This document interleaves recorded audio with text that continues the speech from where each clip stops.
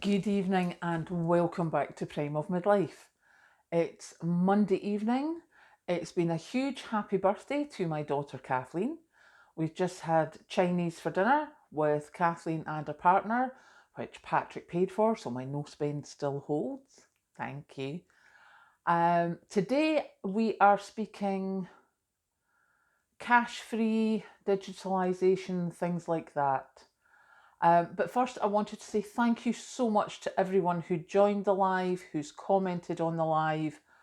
You made it so easy for me. It was so comfortable being with you all. And I had such a great time after being so terrified before I came on live.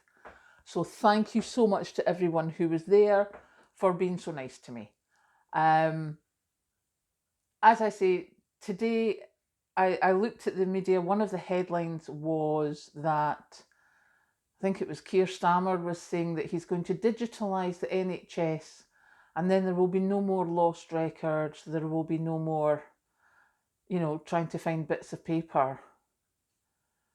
And I'm a bit iffy about that, especially when we've just had the report that the undersea cables that give most of our digital banking and internet feed, etc., could quite easily be cut. And there has seemingly been some submarines sniffing around them already. I like having a backup. I like having things stored on the hard drive in my computer. I even have a separate hard drive so I can, transfer things over. I don't like having everything in the cloud. I did for a while use Google Cloud thing quite a lot, and then I realised that it wasn't on my computer. So I stopped syncing everything. Um, I just think that for something that important, there should be some sort of permanent record somewhere that does not depend on electricity or internet access. I just like to think that, we could lift a bit of paper, we could lift a file, we could lift a book. I don't want everything digitized. That gives me the heebie-jeebies. So that's one of the things. The other thing is, there's been all the things going around Facebook with if you give your £50 to the butcher who gives it to the baker, it's still £50 by the time it's been through 5 shops. Whereas if you pay by card, they all have to pay a certain percentage of fees. So your spending power gradually reduces.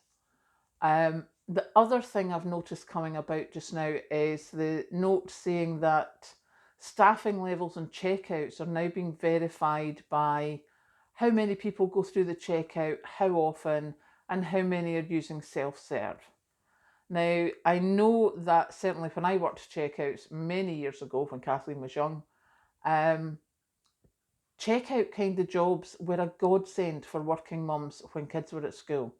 They were one of the few jobs where you could actually go in after you've dropped the kid off at school and, finish at 2 before you pick the kid up from school. I think it would be a good thing to keep as many of them as possible. So if you're going shopping, please, if you're in a big supermarket with self-serves, avoid the self-serve. Try and use a manned checkout. That's why I have to watch my timings on some supermarkets. Asda's and Tesco's don't man the checkouts. Although they open at 6 o'clock in the morning as a store, the checkouts aren't manned till 8 o'clock in the morning. So things like that are something to notice. See if you can't maybe, just use the checkouts a bit more than you would normally. Try not to use the self-serve because it would be nice to try and keep some jobs for people so that it's not all going to automated services. Just little things like that. That's my sort of thought today. There's been a whole thing of, what's going to be automated, what's going to not. We're getting, I think something else I read was that the benefit system payments are being automated, and if someone gets their benefits stopped because of a misunderstanding, it can take 2 months to get them back on again.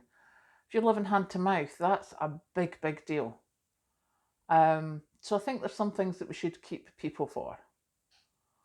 Yeah, So yeah, I don't particularly have a lot to say today because I've been on the phone to Kathleen doing the happy birthday. We've been eating chocolate cake. We've had Chinese for tea. She's away back home, all happy now. So yeah, it's been quite a quiet day. Lunch was the carrot soup that I made yesterday. I did record myself putting it in the slow cooker, but really it was 2 vegetable stock cubes, a couple of onions, and a whole load of frozen carrots, which I then used, you know, the stick blender thing. I used that to blend it once it was done. That was really it. My biggest thing yesterday was the toad in the hole, which was utterly fabulous. I was so proud of that, it was ridiculous. So yeah, no spend is still on the go.